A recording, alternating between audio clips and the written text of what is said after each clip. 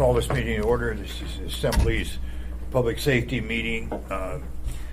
And let's go around the table and introduce yourselves, please. Chris? Chris Schutte, Director of Economic and Community Development. Sam Silver, Municipal Attorney's Office.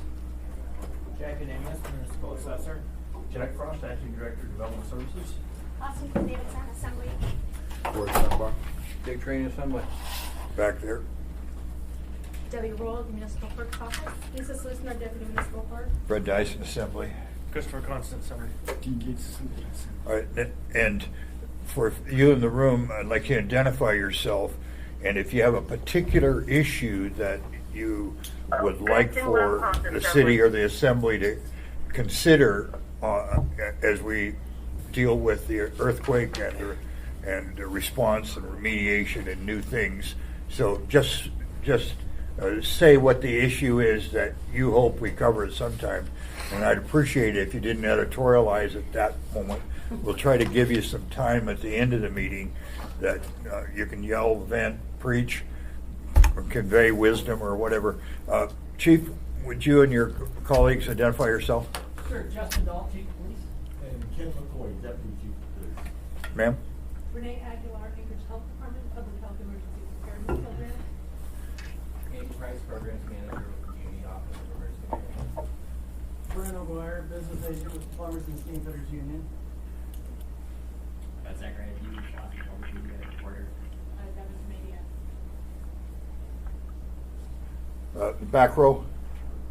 Alden Byrne, is the Director of Municipal Projects.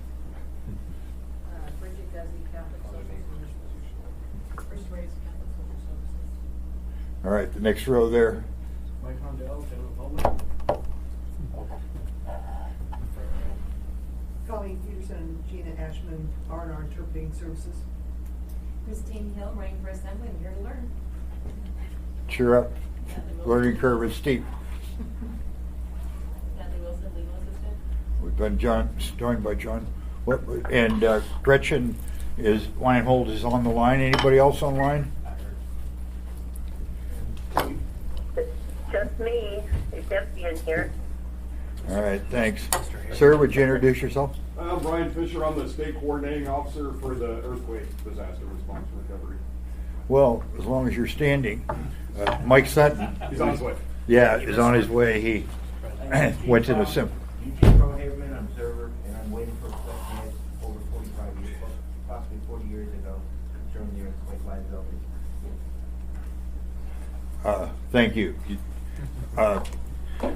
Yeah, please give us a summary of where we're at this point. Thank you, sir. Like I said, Brian Fisher. I've been appointed by Governor Dunleavy to coordinate this. I'm sorry? Earthquake right now, Fred. Yeah, they said the earth is moving. Impressive. It's still a meeting. I did not do that intentionally. I planned that as part of show and tell. Was that you, Fred? You caused it? Yeah. So I'm in charge of coordinating the state's response to the disaster. Have been since the 30th of November.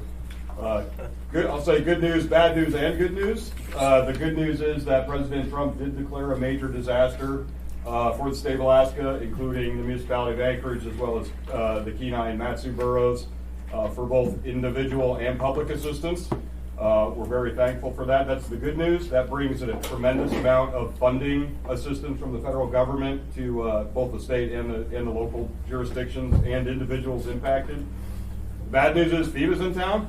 For our individual survivors that have been affected by the disaster that have registered with the state of Alaska's Individual Assistance Program, they are now going to be required to register with FEMA.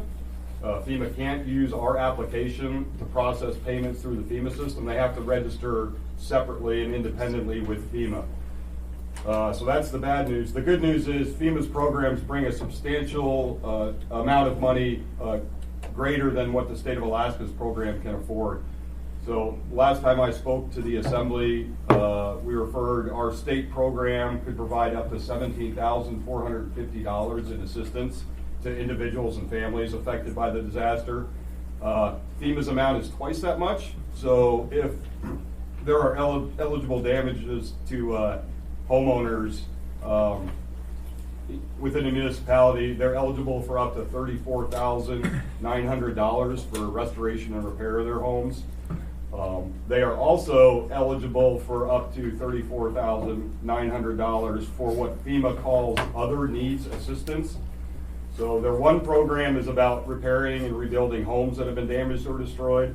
This other needs assistance program is for things such as personal property loss. If you lost your boiler, your furnace, your stove, those kind of essential areas. If you lost your primary mode of transportation, that all falls into that program. So it is a substantially larger amount of funding available through FEMA than was available through the State of Alaska program. Our application period, I know there's been a large concern, and you've all heard a concern from your constituents about the application period for assistance. The State of Alaska's application deadline is now February 28th. The governor extended that a week or two ago. FEMA's registration program just started. It started on the 31st of January. That goes initially for 60 days. So FEMA's registration period is open now through March 31st. We intend to request an extension of that registration period from FEMA, and we're hopeful that we'll be able to have FEMA's registration program open into the spring. We know a lot of residents have concerns about what damage they're going to discover when the thaw comes and when the snow melts and they see more of their homes and all. So that's our plan right now, is to extend the FEMA registration program. Because we can't duplicate benefits between the state's programs and FEMA's, we're going to be asking all applicants to register with FEMA, avail themselves of that federal funding first. And once that program has run its course, we'll look back to all of those applications, and if there are still unmet needs, we would look at them on the state side. Yeah. Can you give a rough idea of how many businesses and individuals are affected or going to be applying? Yes, I can. I can specifically talk about the individuals. As of this morning, we had 13,700 applications for assistance in the state program. Since FEMA just started running theirs, they only have 800 people that have registered as of this morning. And that's between the three jurisdictions, so about 17,000 or about 13, almost 14,000 folks that have applied. And businesses? The business numbers we do not have. The state of Alaska doesn't have a business program, so the Small Business Administration is now taking applications from business owners of every size. It's a little bit of a misnomer. They're the Small Business Administration, but businesses of any size can apply for loan assistance through the Small Business Administration. They just got on board over the last couple of days. Their staff is in here, and I'll be able to provide those numbers when they start having the applications for loans being processed. Mr. Dunbar, who has, let the record reflect, has joined us, raised an idea here in one of our last meetings about the city being able to be reimbursed for some actions we take from federal funds. Is that correct? Sure. I'm sorry, you raised a related issue at one of our previous meetings. Well, I think you're referring to the fact that we've been siloing costs, and we passed an emergency ordinance to allow us to segregate out the costs so that we can, in the future, hopefully charge them to FEMA. Okay, all right. Yeah. Mr. Trainee? Since I'm a little suspect on federal funding, is FEMA funded currently? Or are they subject to annual appropriation? So, current response, thank you, Mr. Trainee. FEMA is currently funded. Congress will have to pass an additional appropriation bill for funds that will go to this disaster as well as any other disasters that the president declares. So there is funding today in the federal disaster relief fund to start this off, but it'll be subject to additional congressional. So we're still to pool then with the fires in California. That's correct. And the hurricanes down there, because I'm just wondering, when you've got all that in front of Congress, it's going to be a matter of who's going to get the money. Right, so those appropriation bills will cover all of the current presidentially declared disasters. So our request will be combined with some of the other disasters across the country that you've seen in the news. Thank you. Good question. Mr. Constant? Thank you. Have you prepared an updated kind of one-page brief on the access and the levels of support from these various programs and how to apply?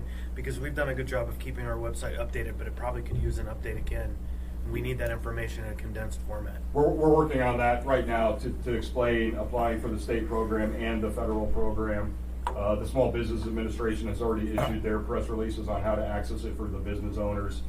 And back to the municipal side, yes, the federal government and the state will reimburse costs to the municipality of Anchorage for damage to buildings and for the costs they've incurred to date if they're all eligible. All right. That's what we're working on now. So I'm One quick anticipating, follow-up. Mr. Sconson. So you mentioned buildings, what about infrastructure? So that is infrastructure for eligible infrastructure, and that would be our utility companies within the municipality itself, the Anchorage School District, certain private nonprofits that are eligible Roads? through the process. Roads. Roads, like neighborhood roads. Yeah, with the declaration, if it's a state and if it falls under the authority of the Federal Highways Administration, funds will come to reimburse those Mr. costs. Sutton, come up here, please. Federal highways. If they're locally owned roads, those will be eligible and they'll be reimbursed through FEMA in the state for repairs, both temporary repairs that happened in November and December, and any permanent repairs that have to be made. If they have to re-asphalt roads in the spring, that kind of thing. That's all likely eligible activities. All right, for the record, Mr. Sutton is the State Director of Homeland Security Emergency Preparedness. Did I get it right? Yes, sir, that's close enough. Brian, is there anything that you know more than he does that we should have you talk to instead of him? I probably know the majority of the disaster response and recovery stuff. That falls in. I work for Director Sutton, and I probably know the programs. Yeah. More so specifically. With your permission, we'll stop. And I'd like to change the order of business here slightly. Chief Dahl, I'd like to hear from you and let you and the real McCoy go back to work. Okay, what would you like? The real McCoy. What, from your perspective, what did we learn from the earthquake? What'd you guys learn? Is there anything you need to do different in the future to be prepared? Okay, I'm going to stand up if that's okay, so No, you please. don't have to twist around and see me. I think that from the police department's perspective, just focusing on our agency, our response was very good. We were very fortunate in some ways. We had 2 shifts working at that time, just the time of day that happened. Midnight shift was still on duty. Daytime shift was already on duty. Most of our detectives and school resource officers and traffic unit were all on because it was a weekday. So we had the ability to put a whole lot of police officers into the community in a very short period of time. So that was good because that gave us the ability to do things like windshield surveys and checking critical infrastructure, things that first responders can do to sort of help the entire operation gear up and start working. And then, of course, myself and Chief Hetrick from the fire department initiated Joint Command at the EOC. That happened fairly smoothly. We did have some communication issues early on in the event. There are some things that we're already doing to address that. I think we identified or sort of confirmed some issues with the portable radio network that we know are there. We didn't have failure. I've heard that several times. I'm not aware of any actual failure, but we had sort of a degradation in service, which means that sometimes when somebody wanted to use the radio, they had to wait for a while to get to use it. There were some places in Eagle River that seemed like maybe they were out of communication for a little while. We supplemented that with cell phones. You've probably heard us talk about trying to roll out cell phones to the whole police department as a part of our sort of community engagement efforts that we have been ongoing for the last few years. Those cell phones will be part of something called FirstNet. And FirstNet is a government program that AT&T won the contract for, but basically, in addition to the AT&T's normal cell phone space, they're building additional space that's just for first responders. And so we will be able to use that. It's dedicated for us. It means that when something like that happens and everybody tries to use their phone at once and you can't send a text message or do other things, ours will still go through. And in fact, if we use up all of our space, we'll frankly roll over into everybody else's space, and then we'll use that too, and we'll always have priority in that system. So some of us had FirstNet phones at that time. They worked really well, so it was kind of an interesting demonstration of concept, I guess, that it worked pretty good. And then the department rolled into sort of our emergency plan, which is having everybody work for 12 hours, alternating, so about half the department on duty at any given time. That went fairly well, and even though we did that and then we stood it back down again just within a day or two, it was a good exercise for us to put the whole department through that. On the mobile phones, for we civilians, the mobile phones were hugely useful. is there any way that that the mobile phone system, the commercial one, needs to be hardened so that they can stay online or less susceptible to damage or running out of power and so on? Well, I will admit to not being a mobile phone expert, but my experience was that our AT&T phones worked fairly well. We have sort of a patchwork of phones in the department right now and some personal phones and other things. It seemed like the GCI phones didn't work as well. But that's, like I said, just my individual experience. What I would suggest is maybe the body ask our commercial carriers in town, which are now GCI, AT&T, and Verizon. Yeah, I'm in the process of that. It was my experience was that AM 750 radio was on. Came to find out, as I suspected, they had their own standby generators. And then historically we found out, many, many decades ago, they were selected as kind of a public information sort of a role. And for you, all of us, should we do any more to have assured that something like those kind of radio communications are up and available? So I'll say two things just to finish up on our internal communication part. The MOA communication shop was sort of aware of some of the issues. Some of the issues were just the things that happen in an emergency, and they were able to fix them right away. That system is getting older. It's getting to the point where it kind of needs some upgrades and just some infrastructure replacement. So I expect you all will hear about that in the coming months.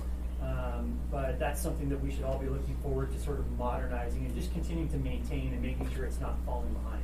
When it comes to communication with the public, I feel like that was something the department did very well during this event, and we leveraged basically everything we could get our hands on. So we held regular press briefings through the EOC that was coordinated through the EOC and frankly coordinated by the administration, involving everybody that was participating in the event. The police department leveraged our social media reach to push all that information out. We obviously partnered heavily with traditional media as well to get information out, and I think that went fairly well. Having those kind of backups, for the most part, we really didn't see a big communication infrastructure failure. For the most part, people still had access to their mobile phones, and I think that the industry is pretty sensitive to trying to keep those things up. But having other backups like AM radio and things like that, I think those are great, and that's something that probably more and more of our population doesn't even think to check for information sources, so Yep. we could remind them that that's there, because that is something that, in a pinch you can still be pretty easily. Mr. Weldon? So when you said that you had a lot of staff on and they went out and they did windshield surveys, is that something that you have a plan for and they know? So you say, okay, we got an earthquake and people know what to do. You're in this area, go cruise these streets. How detailed is it? Yes, so it's interesting because I was already downtown and at the headquarters building there on 4th, and as the shaking was sort of starting to slow down, I turned on my portable radio and I could hear the units in the field doing that already. So that was something that field supervisors and officers just immediately started doing. They know something bad happens, they were stopping and checking schools, they were looking at roads and bridges, they were, if there was something they could think of in their patrol area that was kind of important, they were checking on it. And then the supervisory staff sort of continued to sort of direct that and then point out things that maybe the patrol officers hadn't automatically thought of. But yeah, that is part of our training, it's part of our plan, and I was frankly very pleased to hear them just roll immediately into it. That's neat. Back in another life, I very pointedly wanted your people and troopers and a few others to be able to quickly get messages up on the big reader boards on the north end of the hay flats and just past Muldoon there. Do you have that capacity? Yeah, my understanding is that APD dispatch is one of the few locations in the state, besides the state itself, that can basically directly access those. And so we can typically put something up pretty fast on those signs. So did it work with the problem where we had that collapsing fill out by Mirror Lake? As far as I know, we put a lieutenant in charge of the Eagle River area almost immediately to coordinate that kind of stuff, and then some of the other things that we had happening, and obviously traffic control and so forth. And my understanding is we got the word out pretty quickly that there were problems with the highway and getting it sorted out. Yeah, and which I'm pleased and surprised, but you didn't answer my question. Did it show up on the reader board? Yeah, I don't know for sure. Would you find out for me, please? All right. And any other questions for Chief Dahl? Just one Ms. quick Trini. question. Chief, I understand you're doing an arson investigation on the fire on Tudor Road. I Two think individuals. actually- I That's the think message you sent out today. Oh, we sent that out? Yes. I think the fire department is doing that probably with our support. Okay, well, it said the police department was doing the arson investigation. We're gonna find out. Anyway, my question is, can you guys look and see if they're associated with the other fires we've had? Okay, and we can check on that, but I think, I read in the media yesterday that there was a statement from the fire department that said they did not think that they were related. Okay, thank you, Chief. Yes, sir. I'll send you a copy of the message. Okay. Gretchen. Yes, Chairman, thank you. I do want to follow up on something Mr. Dyson had said, and that's only because Mr. Dyson and I have been here for so long. But the tuning to KFQD, the emergency messages often say, had this been a real emergency, you would have been advised to tune to a certain place. And so the question would be, do we have a place to tune to in general, a one radio station that is designated as a major emergency? Do they receive funding for it to be that major emergency station? Or is that gone? I mean, that has been something we've had for so many years, but we probably haven't utilized it. I can answer that, Chief. Gretchen, this is Brian Fisher. The answer is yes. 7:50 a.m. KFQD does receive some FEMA funding. The KFQD is the state of Alaska's primary entry point, primary radio station for the president to use with the emergency alert system. So they're the only ones that receive regular funding. They do, like Chair Dyson said, have a backup generator that FEMA purchased. FEMA provides the fuel for that. All other local radio stations have the ability to do that, put in their own backup generators. I wouldn't know the status of those. It's eligible activities through our Department of Homeland Security grant funding. But all local stations, TV and radio broadcast, and our cable system all have access to our emergency information. So when that information is going out, it should be on every station that's out there. But specific to your question, KFQD is the only one that has federal funding for backup power to be able to continue operations. Okay, thank you very much. Yeah, and it was neat to find that out. Any other questions for Chief Dahl? All right, thank you. Thank you, sir. If you guys want to leave, I appreciate that. Nothing personal. All right, Mr. Sutton. Welcome. Yes, sir. Sorry I misdirected you. No worries, sir. I'm sorry I'm late. No. So, Brian kind of gave us a bit of a summary, and particularly about the funding streams and all that's coming.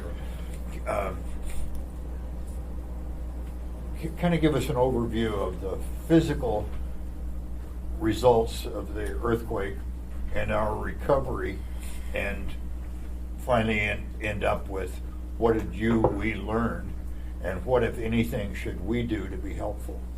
Please. Let me start by saying a 7.0 earthquake is a major geologic event.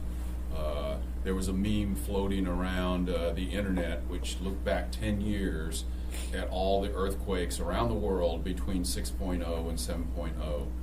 And every one of those earthquakes, the least amount of deaths was down in Christchurch, and I think they had 136 deaths, all the way up to Haiti, which was a 6.2 or something, but they lost hundreds of thousands of people.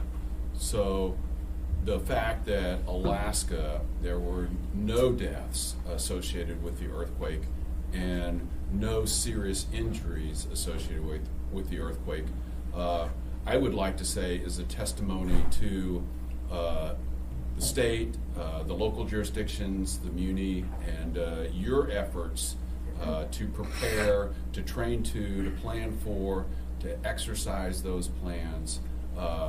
all the outreach efforts with the schools, all the families' efforts to prepare for it. Our success in this is a direct result of that preparation. We all know as Alaskans that the earthquake could have been much worse. Had the shaking been longer or stronger, the results could have been much worse. I would also say that while it's amazing, those statistics, no deaths, no injuries, from our perspective at the state, equally amazing is the fact that all disasters begin and end locally, and our role at the state is to support the local jurisdiction's response. We receive no requests from the Muni, from Mat-Su Borough, or the Kenai Peninsula Borough for assistance, emergency assistance, or whatever during the earthquake. It's amazing. Yeah. For the record, Ms. LaFrance has joined us. So, folks around my business, around the state, when I quote that to them, are equally amazed that the preparation for this earthquake goes out to you all, to your first responders, to the families in preparation for the quake. Right, Mr. Constant. I would just add one, because there's a group represented here that you didn't speak to, and that's the building codes. The fact that for 50 years since the last earthquake, or 40 plus years, we instituted building policies that ensure that rocks don't fall on people's heads when they're in their homes, roofs don't fall. I've heard a little bit from the geotech people that maybe north of here felt a little stronger earthquakes than south. Do you have any information about that? We heard from individual public testimony during some of the meetings that we went to that the shaking was felt very strongly in portions of Eagle River, and that can be attributed to the kind of soils that wherever they were, their buildings were located on, because the nature of the shaking, the frequency of the shaking, depending on what kind of ground you're on as to how you will feel that. There are some people that may even have been able to sleep through this quake, depending on what they were built on. So. We've been joined by Mr. Croft. So I think our sense is that all of our utilities were on the job and able to repair outages and pipes and so on relatively quickly. Was that your experience? Yes, sir. Amazingly quickly. Again, there were utility outages, NSTAR, Chugach, MLNP, AWWU, all of those utilities regularly sit together, work together, plan together in an organization called the Alaska Partnership for Infrastructure Protection. And for the last 15 or so years, that organization has been looking at this major earthquake in South Central and sharing with one another how those, the interrelated dependencies that those utilities have and their plans for getting back up and ready following a major earthquake. Mr. Constant. Thank you. That raises an interesting question. You know, we all recognize APD and AFD as like critical emergency response, but would you also then argue that the water and the power systems are also critical emergency response? Absolutely. Thank you. Yep. I would add that natural gas here, in a sense, is kind of the bedrock that South Central resides on, because much of our power generation comes from natural gas. And without the power generation, almost nothing works. You know. Power and water. Yeah, we can get water to get by for a day or two. But power gets pretty scary, really quick. Did anybody hear from DOT? I clumsily invited people, but they've had changes in leadership and things are a little up in the air. Do you have any insight for us about DOT's response and the issues out there for surface infrastructure? I can tell you from our perspective in emergency management, DOT has a chair in the SEOC, and they have their own emergency response capabilities. Right. We all found DOT's response to this to be nothing short of amazing. That they, in 3 days, would have all the damages, significant damages to the major roads repaired, and even striping on the roads is amazing. Yeah. I talked with the former Commissioner when he was on his way out, and I asked him, my understanding is the failures we all had were the soils under the road. And if there were design changes we could make that would limit those. And he said, yes, in general, but they're very, very expensive, and so on. Any insight about that? Again, I would hesitate to speak for DOT, but yes, sir, I've heard similar comments from DOT experts in that area. So, obviously, the utilities have done pretty well. Food, water, housing, all those things work pretty well. Fire department and so on. The one major issue that's very difficult is the transportation links north and south. And I see that DOT and maybe APD is working on widening the on and off ramps at a few places on the Glen Highway North, so if they have to make either side the main road, they can switch lanes easier. Have you been a part of any of those discussions? No, sir. That would be state DOT. Yeah. Along with local jurisdiction. So on the conversation about DOT's response, I spent some time with the region director, and they said that the reason they were successful is because of their relationships with the contractors, that they were able to depend on the contractors to provide the immediate repairs, and in fact, they received calls from the asphalt people who had, as soon as the earthquake happened, turned on their heating generators and started making pavement or making it. And so there was an amazing interdependency between the public and the private, that the good faith between these parties led to successful recovery, immediate recovery. And so there's something to be said for ensuring that we have solid relationships with the people that we work with, because that's, in the opinion of what I was told by the director, what led to the success that they had. And a good illustration of the two overpasses we had damaged. You know, they knew who was capable of doing that kind of work, and they were there on the spot. If anybody has a magic solution to dump trucks driving down the highway with their bed up, let me know. I was talking to some people. Other jurisdictions have put a laser line across, way up that, upstream of the bridge, and flashing lights and stuff to try to, but we can't legislate against stupid. Any other questions? We can try. Gretchen? All right. No, I'm doing fine, thank you. All right, please. Thank you, Fred. Can I just have you clarify? So there's $34,900 available for repair, assuming the damages are eligible for repair. $34,900 for the other needs assistance, which is personal property or other things. And then if that still doesn't fulfill the need for the individual, they may be able to supplement with the $17,000 or so of state funding.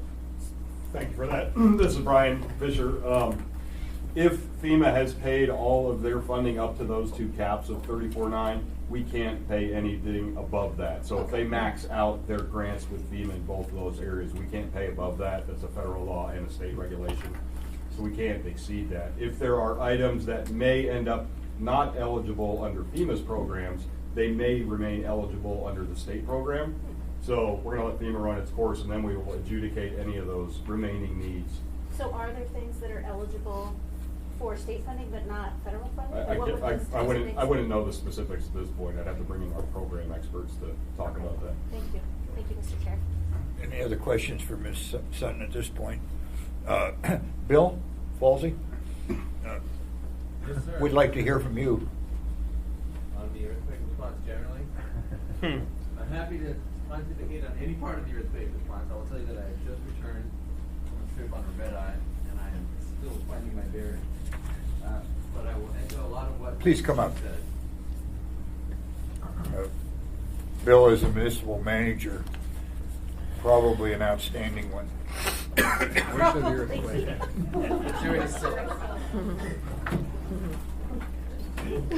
I think that was a compliment, Bill. For me, it is.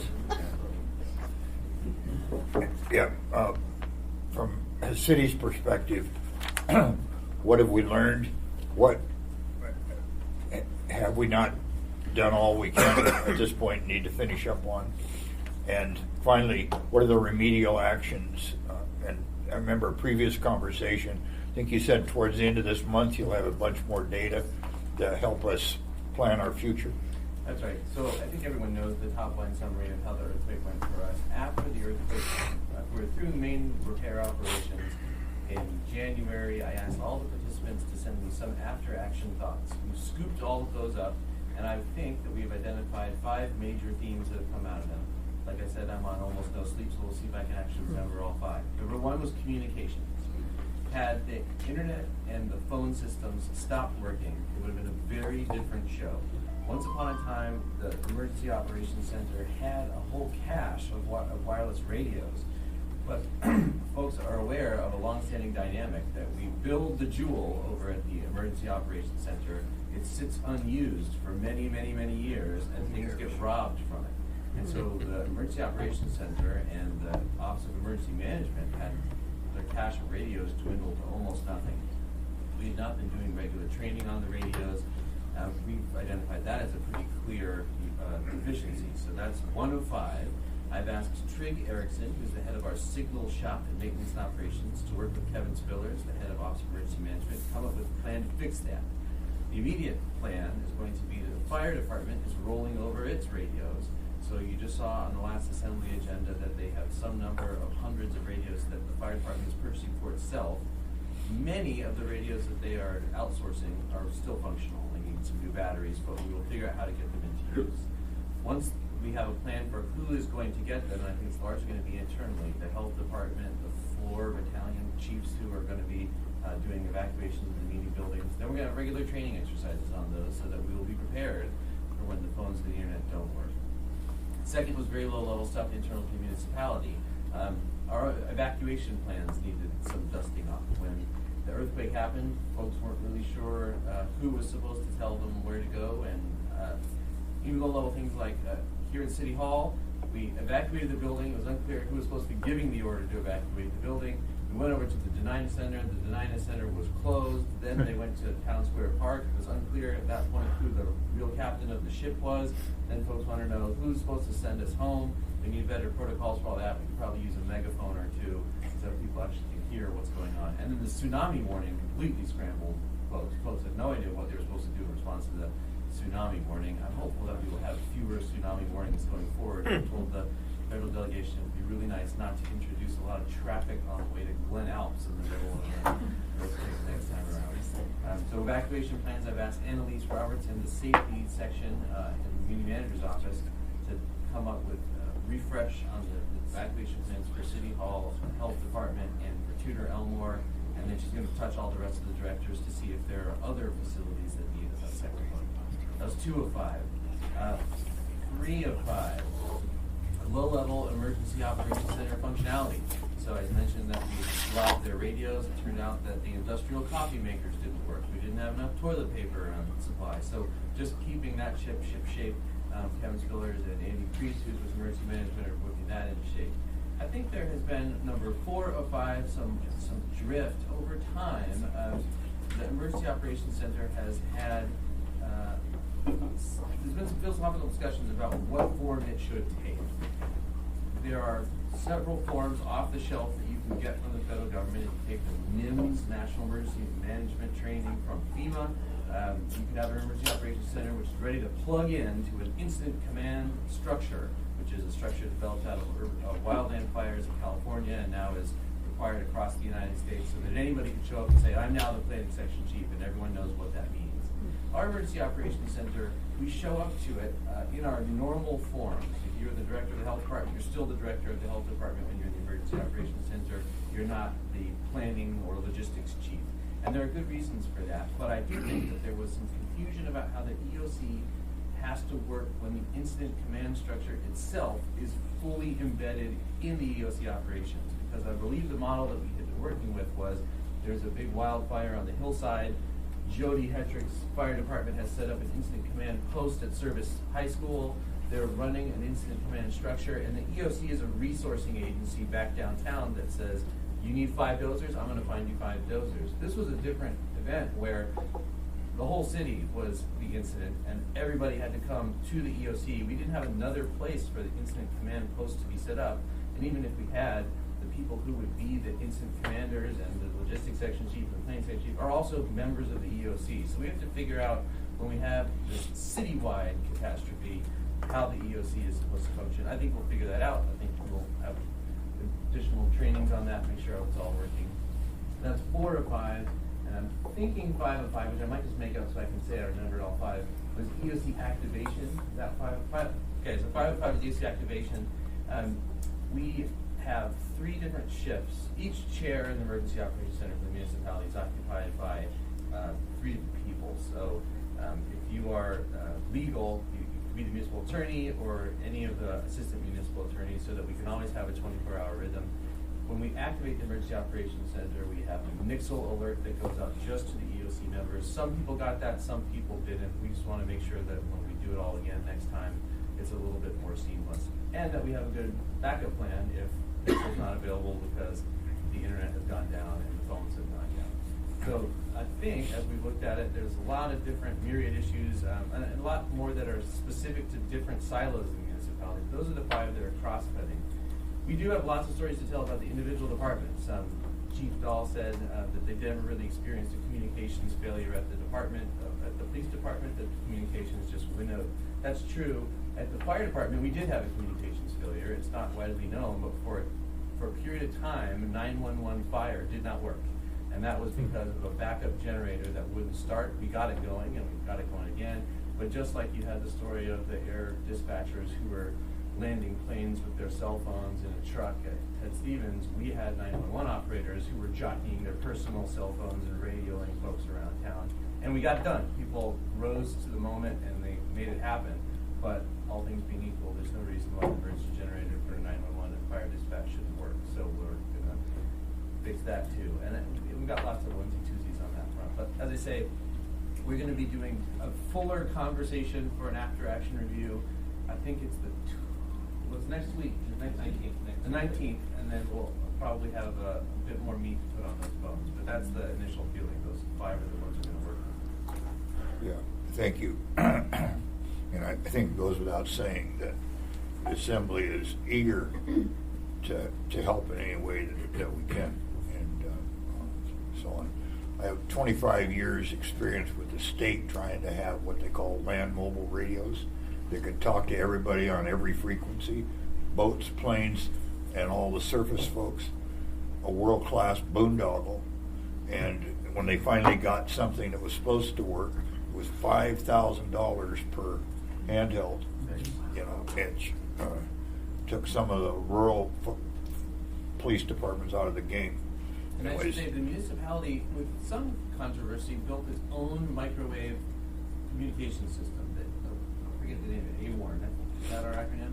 So when we had the earthquake, we were not immediately dependent on GCI and ACS. We were bouncing off of our own towers. Some of them actually have, and it's a mesh network, so we have satellites who are pointing to satellites who are pointing to satellites. Some of them got out of Kimbo, and so we had to call up and sort of swing the satellite back. But we did have our own redundancy there, and the plan is that the police department and the fire department are on interoperable communications. Now, if we just harvest their hand-me-downs, we'll all be on the same system, and I do not believe it's $5,000 either. That technologies. Any questions for Bill? Mr. Dunbar? I guess as a comment, just to talk about onesie-twosies, your favorite phrase. So one thing that happened, and for my colleagues, when we called that meeting to extend the emergency declaration, there was some issue with that might have caused disruption at the EOC, and so I think we should discuss about whether or not. I mean, it turned out that members of the public really didn't arrive, maybe 1 or 2 members of the press. But our meetings are open to the public in general, and City Hall wasn't available. So I think we should have a discussion, whoever the chair is going forward, or perhaps even with the clerk's office. Perhaps the institutional knowledge should live in the clerk's office, but finding a place to do that, if we think it's too disruptive, to do it at the EOC. Yeah, through the chair, we agree. And this is another symptom of that larger issue, that the EOC is generally supposed to be the bat phone, where you call Batgirl and she's at the computer at a cave somewhere off-site helping you dispatch resources. this was a unique event because all the action was happening at the EOC, and just as the EOC was not really set up for the instant command post to be in a conference room in the back of the EOC, it wasn't really set up for the media to be doing press conferences or for the assembly to hold meetings. But a 9.0 earthquake is going to be that, and it's not going to make any sense for all of us to get up and drive to Lusac and then drive back in the middle. So we do need to come up with a better mousetrap there too. Okay, I mean, one of the simplest things, it seemed like parking was the biggest issue. There was a giant empty parking lot at Central Middle School that at some point I think police were actually instructing people not to go in. And then I think they changed their tune and people were going in. But something as simple as talking to the school district that, you know, when a major earthquake happens, that parking lot, maybe even that school becomes sort of, you know, subordinate to the EOC in some way. Mr. Conson? I would just add, there are schools on both sides, in fact, and so there could be operations set up in both of those locations for different functions, more public functions, more emergency management functions. And so it seems like there's a real opportunity being in that location to build that bridge. Gretchen, any questions? No, Mr. Chair, thank you. Yeah, Mike, you commented at our last meeting that the nonprofits and the religious-based organizations were remarkably nimble, providing housing, food, clothing, and all those sorts of things. Would you comment on that, please, sir? Yes, sir, Mr. Chair. We do rely heavily on faith-based, volunteer and nonprofit organizations around the state. They are key to supplying many of the needs of disaster survivors. We work with them on a regular basis every month when we do our drills down in the State Emergency Operations Center. They are part of that. We invite and welcome them to that, so we routinely go through our processes with them. The state lacks many of the capabilities that are fulfilled by those private sector, nonprofit, faith-based organizations. So they are a key to meeting the needs of earthquake or disaster survivors across the state. Some are more statewide oriented than others, but they all, we routinely reach out to them, exercise with them, plan and train with them to make sure that we are aware of their capabilities and we're letting survivors know and pointing survivors to those capabilities where their needs can be met by those organizations. It seems to me it's very wise that you do this every month, because those organizations tend to have higher turnover than many utilities and bureaucracies and so on. I got the implication from your last, when you talked to us, that those people's decision trees, their ability to make decisions and move, were remarkably flexible and efficient. Did I get you right? Yes, sir. They don't quite have the bureaucracies that government likes to find ourselves working with and through. So oftentimes local folks in the field have the capabilities and the resources to make decisions what to do with that on the spot. So good. Thank you, Mr. Whittleton. Brian, would you say anything? Okay. Right. Can I ask two? Sorry? Can I ask two? Sure. So when you say kind of nonprofit, faith-based, I'm thinking of churches and stuff like that, but is it like Red Cross? And Yes, are sir. they like the primary? Yes, sir. Samaritan's Purse. Salvation Salvation Army is a big one for food. Okay. So that leads to food. How are we doing on food? Is that someplace to improve? Get another Costco. I think as a Costco shopper, sir, through the chair, that we all would appreciate that. They're pretty busy these days. But food security and the presence of food is one of the things that APIP and our ongoing conversations with people in the private sector about that, we are concerned about. That's one of the reasons that one of the public messaging that the state puts out and encourages local jurisdictions is for every family to have, their 7-day survival kit. Or as we are looking at the big earthquake, we're moving our messaging to more of being 2 weeks ready. If I can segue into that, we recognize, the state does, the vital importance of the Port of Alaska, that you all run and run very well. When the ship came in Sunday afternoon to the port following the earthquake, there was a tremendous sigh of relief at the state and federal levels, because we understood from our planning about that big earthquake that should those ships not be able to come in, all the consumer goods and services that come across that dock, would put all of the private sector companies, stores, etc., that provide the food day in and day out, would put them in a world of hurt. So Quickly, what, week, 10 days? it depends on the organization. There are some of the private sector companies that have weeks and almost months of resources here, stock, what's it called? Stable foods, canned goods, if you will, that aren't turned over, like baked goods and things like that, that are routinely more perishable. Mr. Weddleton? I just wanted to, but the main thing is, as individuals, we should be ready, just in case. They say about a week to two. Through the chair, absolutely. 2 weeks ready is, and that, again, I think is one of the reasons that we did so well, is those messages have been ongoing for decades here in Alaska. As Alaskans, we tend to be more prepared and independent-minded than people in the lower 48 and in other major cities. But Anchorage, probably more so than folks in the bush, do tend to rely on consumer goods regularly purchased through stores. Yep. So 2 weeks ready is the goal that we're shooting for. If you can do 7 days, that's great. If you can only get 3 days, that's that's better than not having any. So, thanks. So, Mike, tell people your website and Mike's organization has remarkably complete lists of things that people need to be prepared for in your car, boat, airplane, in your home. Ready.alaska.gov, sir, is the website. And yes, we do have a variety of handouts and outreach materials that would help a family that doesn't have anything over a period of 12 trips to the store. Just pick up 1 or 2 things.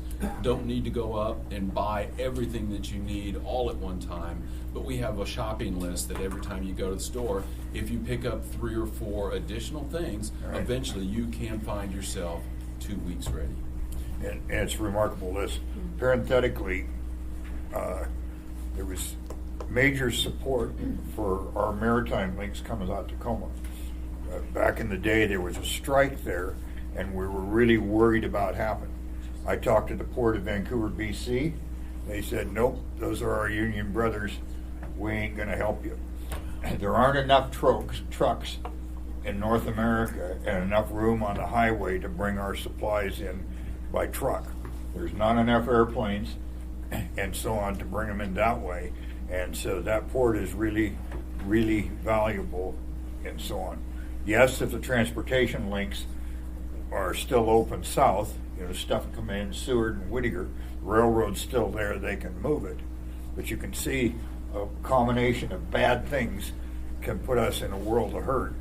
And the moose population and maybe the stray dogs population will go way down about 2 weeks out.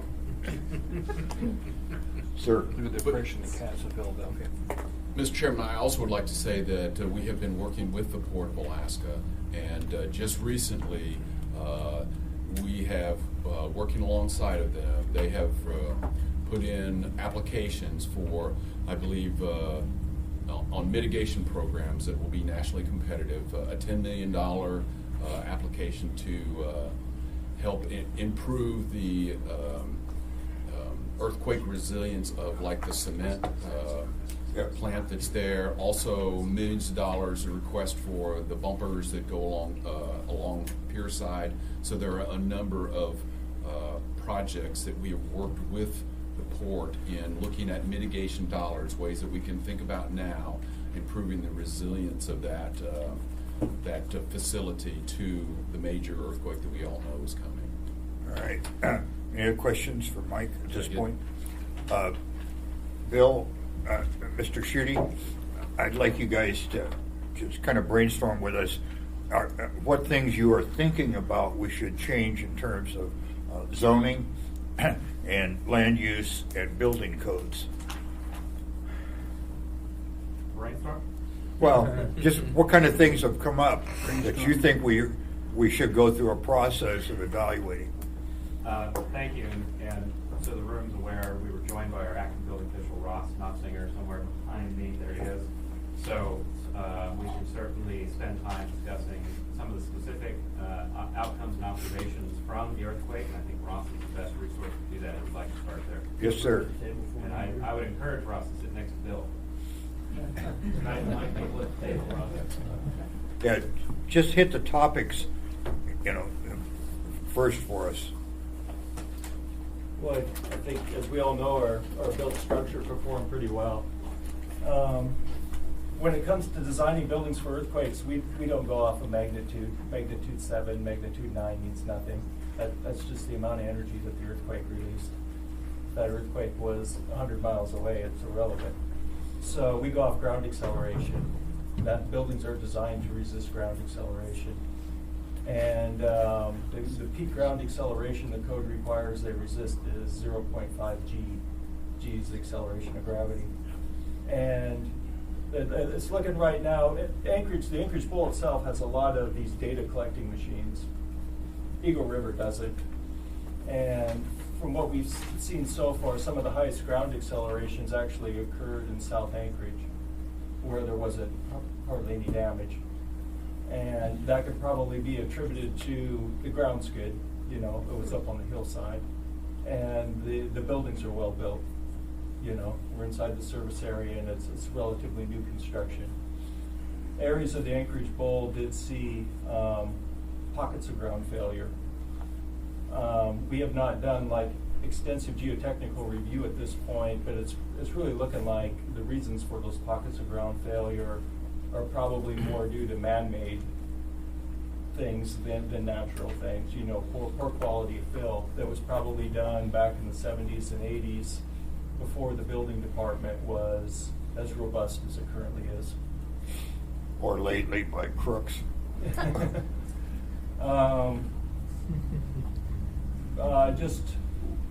We're sitting on a mountain of data right now. More data's coming in.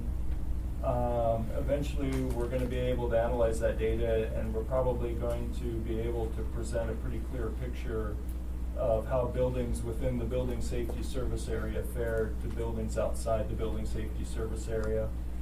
There's a lot of anecdotal evidence out there right now that Eagle River got slammed, and Anchorage not so much. Questions, the ground could have shook harder in Eagle River, right?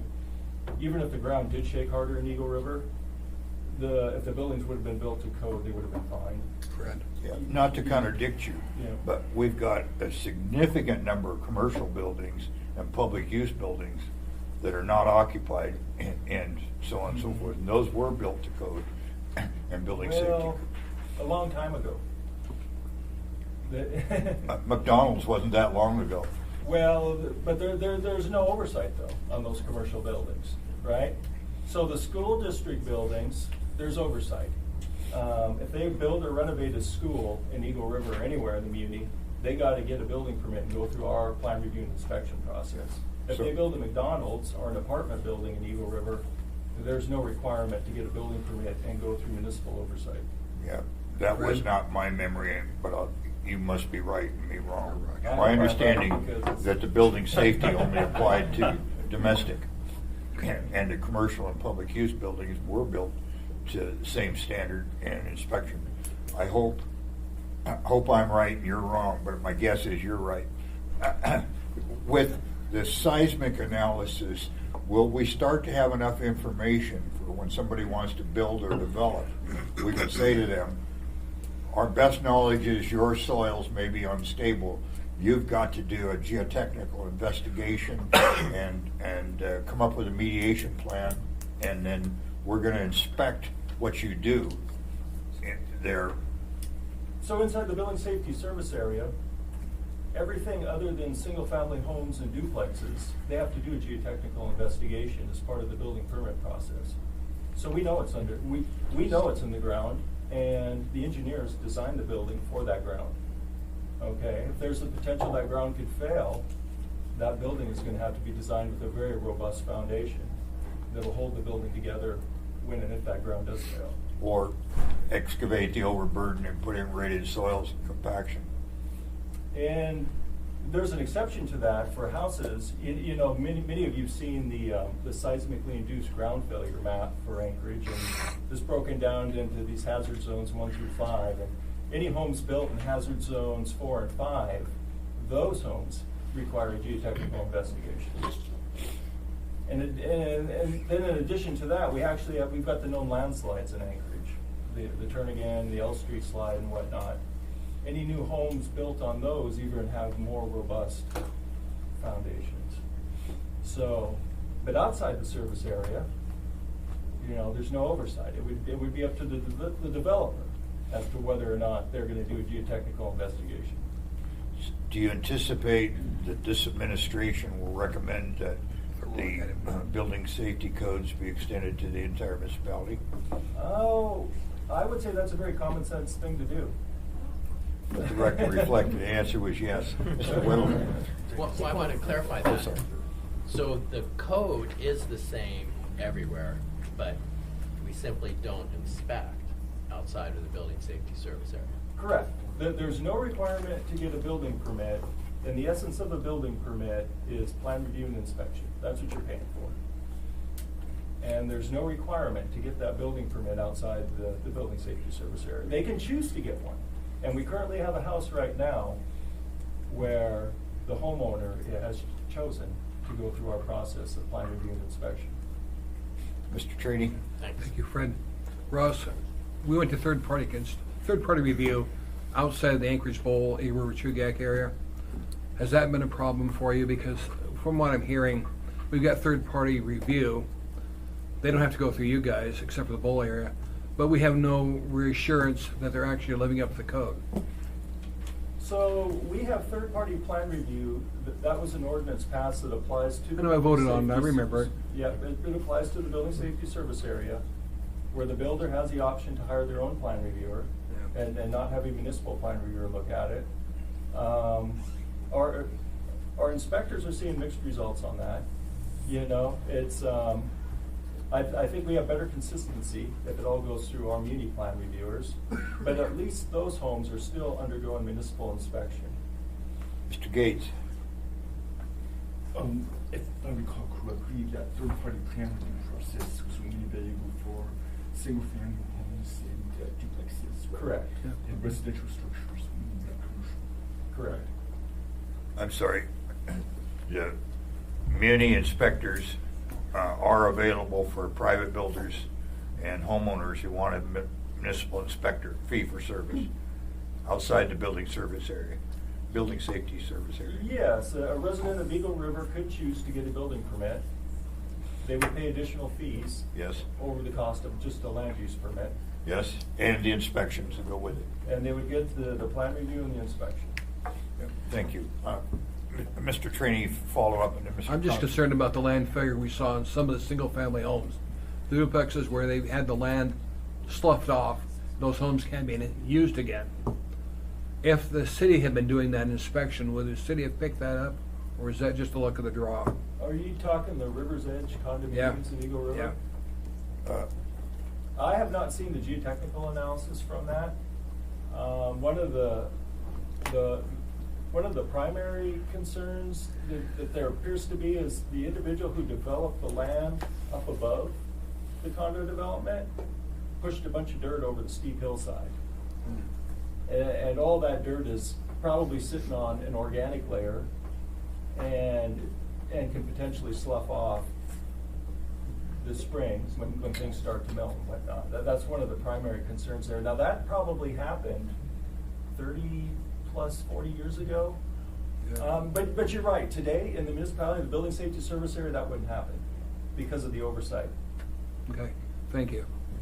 Thank you, Fred. Yep, Mr. Cons. Thank you. You know, this anecdote you just presented of one property owner opting into a building permit is an interesting story in that people are moving to Eagle River. The property values are, you can get a little bit more for your money out there, a little bit more room, But what you speak to then is really that caveat emptor idea that the buyer's buying something that they think is safe, but the builders aren't building something that is proven safe, right? And so we definitely have a disconnection in our system that is leaving the bag in the hands of the person who is the ultimate buyer. And that's a scary story for the people of Eagle River. Quite frankly, we've got a huge mess. That's a scary story. I could really dig a lot deeper into the weeds if you guys got some time. But Mr. Dunbar. Yeah, so a legal question and then a point, and I don't know if this will be for Mr. Falsey or someone else who wants to answer it, but what is the actual process by which we might extend the what do you call it again, the safety? the building safety service area? Yeah, would that require the dual majority to do, or is something be done through ordinance? Do we need a plebiscite to do that? I'm not suggesting we do, I'm just curious what the process would be. I think it's a lot like our conversation we had with highway law enforcement. There are two ways to go. You could take the existing service area and make it a little bit bigger, and then yes, that has to go to the voters. It have to look up again whether that's dual majority or whether that's just the affected area, which we've sometimes defined to be the new part votes, and then you administratively merge them in. The other is just to say we would be done with the service area altogether. We'll just declare it to be an area-wide power. And then there would be some cleanup. The way the code currently reads is, except as otherwise provided, all provisions of Title 23 shall apply throughout the municipality, with the exception that the requirements to apply for and complete the building permit, plan review, and building inspection processes shall be optional in areas outside the building safety service area. So you'd have to wipe that out with that. And that's in code, not That's in in charter. code. So it sounds like an ordinance is all you would need, whether or not that's wise and whether or not we could still choose to have a plebiscite. If you wanted to do it area-wide, I think that's correct. Then the point I wanted to make, and I guess it's a question if there's anyone from the state that wants to talk to it, what's happening in Eagle River and Chugach is incredibly unfortunate, but we are not the financial backstop for those houses, right, or those homes under our code. The state and the federal government is. I mean, we're talking about $34.9 thousand per home potentially from the state.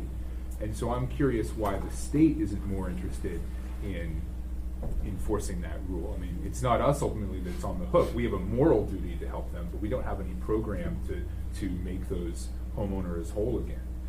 But the state and the federal government do. And so I'm wondering why the state in particular hasn't taken steps to make sure everyone is up to code, so to speak. Is there anyone from the state who wants to comment on that? Well, through the chair, with my Homeland Security hat and emergency management, the programs that we run don't necessarily talk about the codes and following zoning things, et cetera. That'd be another part of the state, and I would hesitate to point you where that would be, maybe Department of Commerce, Community and Economic Development, or. But our programs are not designed necessarily to be backstops. The original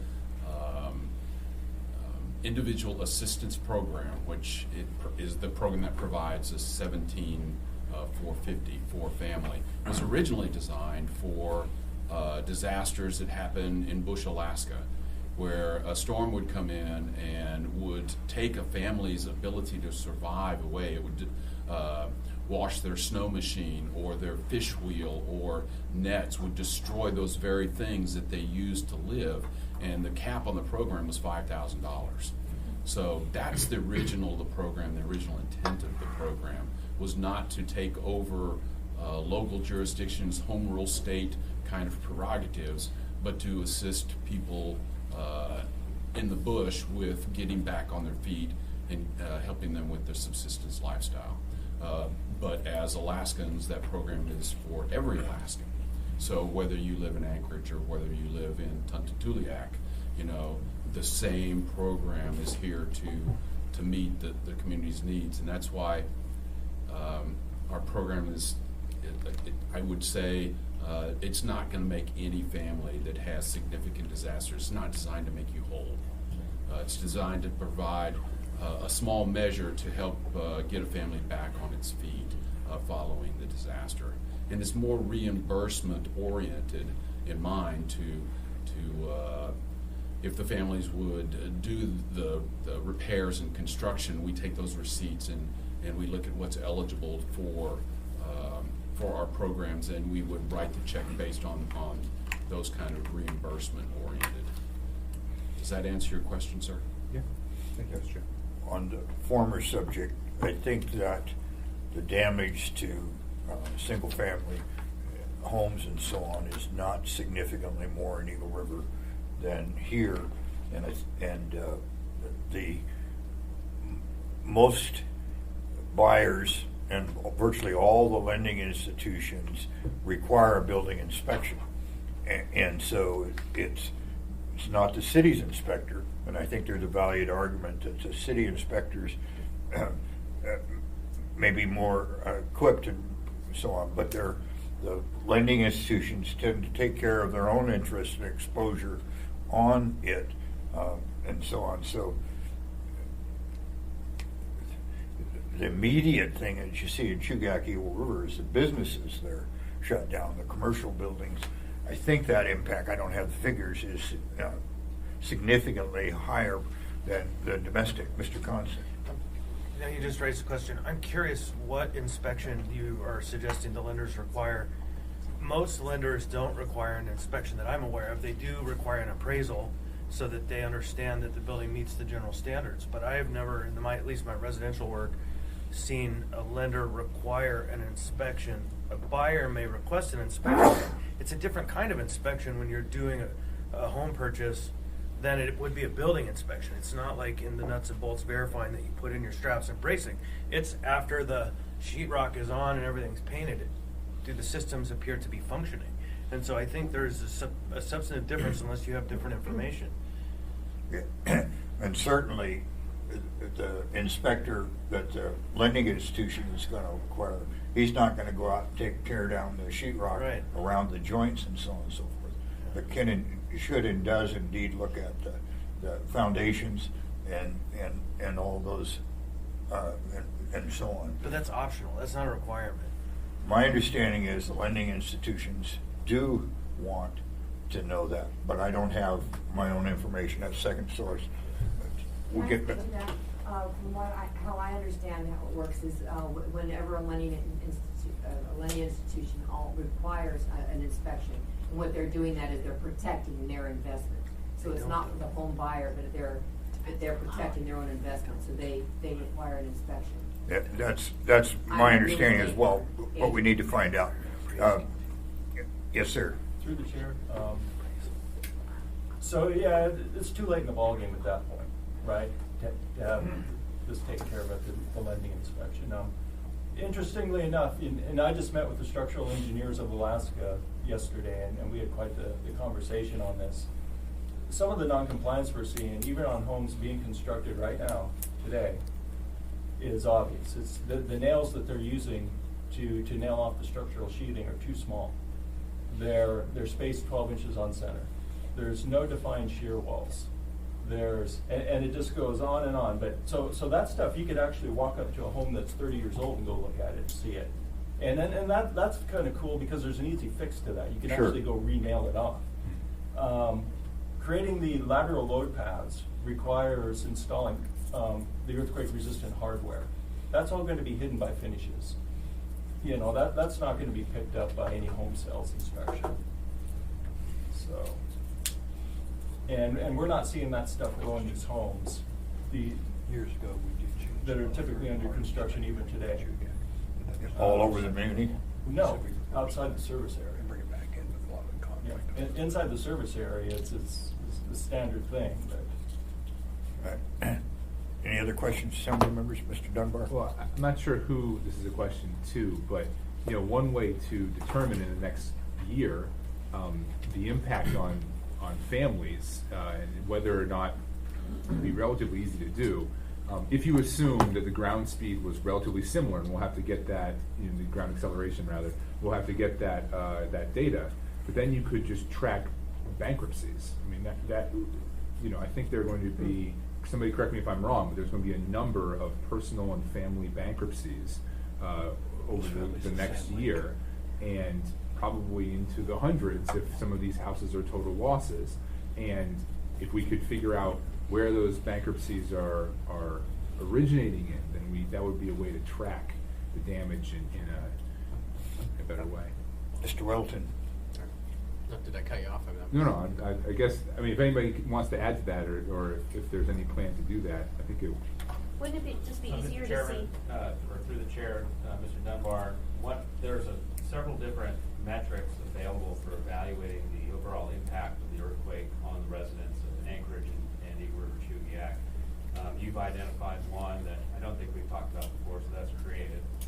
We have talked about doing a comparative analysis of the number of inspections requested versus the number of total structures in a given service area to look at that. You can also begin to compare the level of the tag issued in cases of inspection to begin to create some statistical analysis that demonstrates how structures performed in one area versus another. Jack Davis from Property Appraisal, who can speak to the appeal process and also happen to bring the current count of all red, yellow, and green tags in the issue, is another avenue for it. So there's a lot of data sources available to evaluate sort of more holistically the impact in different regions. Thank you. I think, just a quick comment, I bought my house without an inspection. It's in the ball. When did our current code builds to half a G ground acceleration? When did that kick in? And what percentage of our homes would have been built to that? I can't really answer that question that specifically, but I would say probably in the early to mid 80s, and especially right around 90, the municipality, the building department, the municipality really stepped up their game on design and inspection of residential structures. So starting from like 1990 to present, those homes are pretty robust seismically. Very good, thanks. Mr. Trainee. Bill Folsey, are we seeing an increased amount of appeals on assessed valuation coming in? We anticipated we'd see that, but are we seeing an increase of the appeals coming in? Was it Jack Davis? Yeah, I can talk to that through the chair. So as of this last week, we've seen, we have about 63 appeals. Mind you that the deadline to appeal is February 14th. Just as a comparison to look at last year at this point in time, we had 32 appeals. So we're almost double compared to last year. Additionally, it's not just appeals, we've also been working during the formal appeal period, which is what we are in right now. We do a lot of inspections and adjustments that don't turn into a formal appeal. And so far we've done 234 adjustments or corrective assessments to date. And that's also up. That's up about 25% compared to last year. Additionally, our phone calls were also up about twice what we were last year. So the load is manageable at this time, but we're certainly busy. Thank you. Yes. All right, I want to leave time here for public testimony and so on. Mr. Falsey, in the little memo I sent to you the other day, I mentioned, I think New Jersey and another state is doing a buyback for people that live on land that's not going to be tenable. There it happens to be low tide or high tides, storm tides. And as we get a little further down the road, I would appreciate a little summary on what the city did in the Good Friday earthquake. That a bunch of land was declared not habitable, and the city traded people some land, I think, out in, what was it I said? Kodiak Manor. Kodiak Manor, and so on. But it'd be interesting to know what, if anything, the city did back in that day, and if you all will recommend for some areas, perhaps, that there would be some kind of a buyback system or some way to leave the homeowners not holding the bag.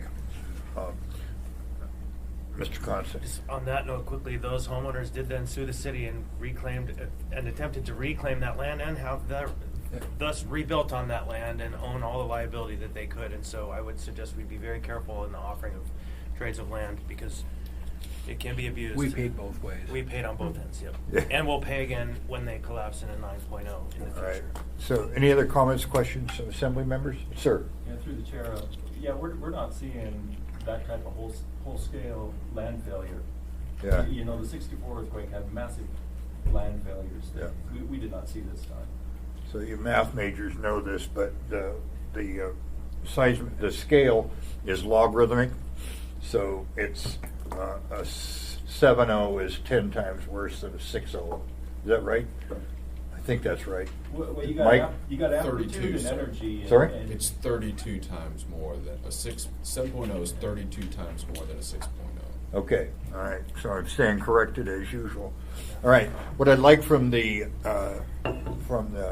audience attendance is for you to tell us things that you think we should consider for the future, bits of information you have that will help us make informed decisions, and of course you can say what you want, but I prefer that not use this an opportunity to venting or sob stories, real and impactful as they are. But please, the audience participation here, and who would like to speak to us? Mr. Haberman. Please, ma'am. Stand up so we. The homeless population and Brother Francis Shelter and Beans, if there's a plan, if they wouldn't have been okay during the earthquake, if there's a plan for the homeless population. Bill? Through the chair, there is a plan, but of course it largely relies on the continued functionality of the two main shelters. So within the Emergency Operations Center, there is a mass care unit. Our health department really runs that show in coordination with the state. I would have to bring someone, actually we have, oh, look at that, we have our director. Maybe I'll, rather than vamping, I will actually turn it over to the real expert, and Natasha Pineda, the director of our health department, can help, really. Hi, I can speak to briefly the plan, and actually probably Renee, who's our acting emergency preparedness manager of the department, knows the plan better than I do. We currently have within the human services section, we have a vulnerable populations adult plan, and that is primarily focused on senior population and senior housing.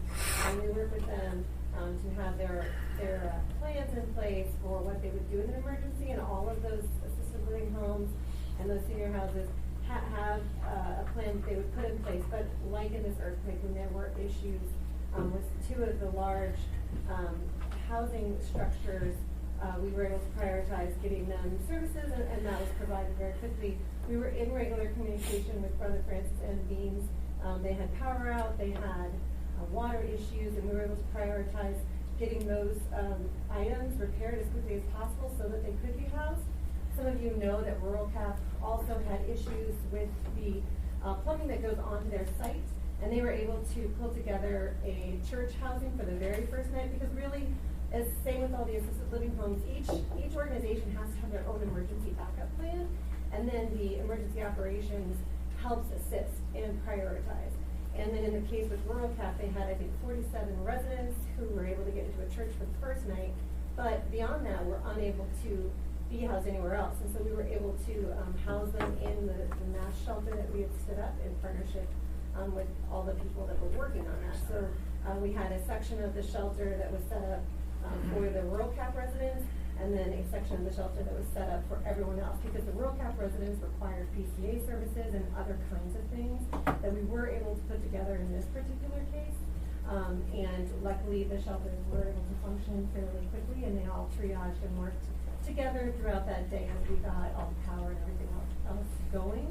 I think as we continue to do after action and look at who are the groups that are in our vulnerable populations, and make sure that all the shelters and other groups do have emergency plans, that they know what those are, and that we have a very clear contingency of what it would be. But most likely, just like with the Rural Cap residents, it would be in the large-scale shelter that we would set up to address issues. And in fact, I believe that the shelters were accessing those 5 homeless residents of Anchorage whose camps were actually displaced. So there was camps that were destroyed or had water come into them or were disrupted, and so they made their way to the shelter that was set up in the safety center. So we would assume some of the same things would happen in the future.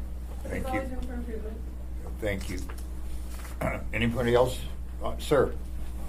Chair Dyson, I just want to remind the assembly that in a former life, I worked with the school district. They have a food nutrition center out in South Anchorage that can produce 50 to 75,000 meals a day in the case of emergency, as well as almost a Costco-sized facility with massive amounts of freezers and storage facilities. So it was designed and thought of for long-term, being an emergency type situation. It has the capability.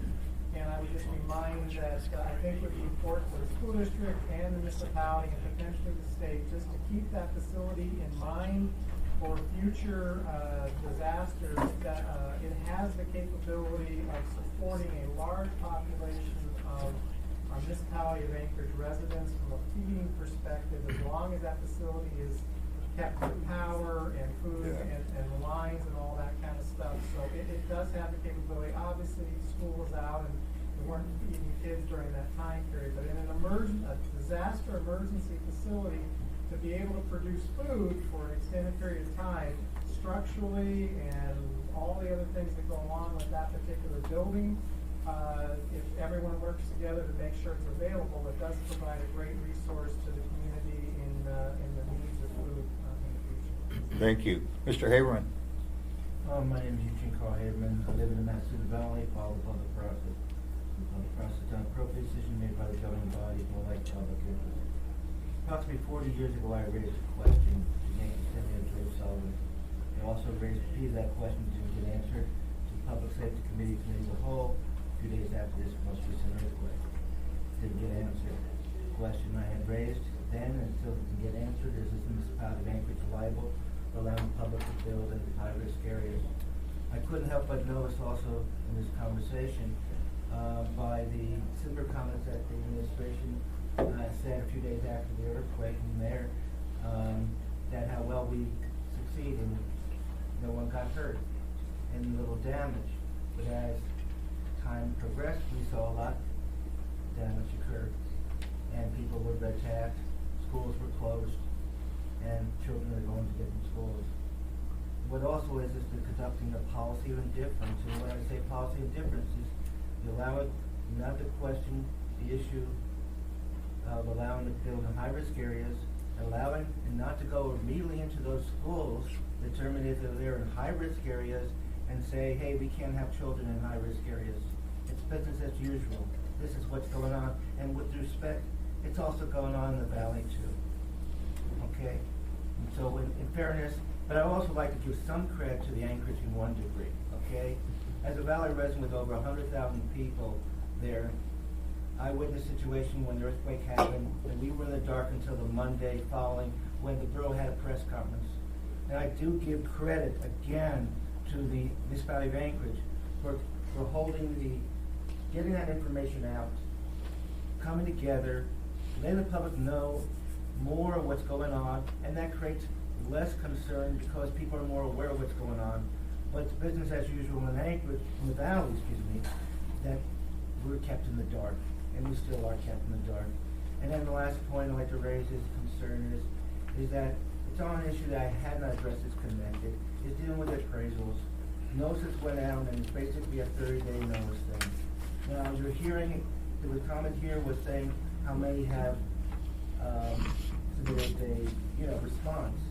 And remember, these people are in turmoil for the last few months, and one would think there should have been what we call dealing with this emergency scenario. There should have been put out as an extension to allow more time for people to file and not do the norm of 30 days.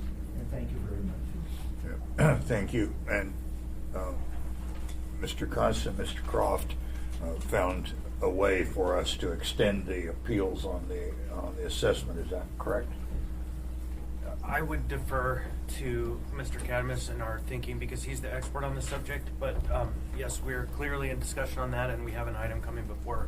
Yeah, that's correct. Yeah. All right, it's almost 12:30. Time for us to adjourn. Please, anybody that has information that's helpful for us making decisions, things that we haven't covered that we should have, and Mr. Falsey, when you get your more information and stuff here in a couple of weeks, and perhaps a clearer view of what we should go forward, we're glad to be of assistance in any way we possibly can. Mr. Sutton, Brian, thanks for your participation. Also, what you know that we should know to make good decisions, please give us the benefit of your experience and your knowledge. Anything else? We'll return.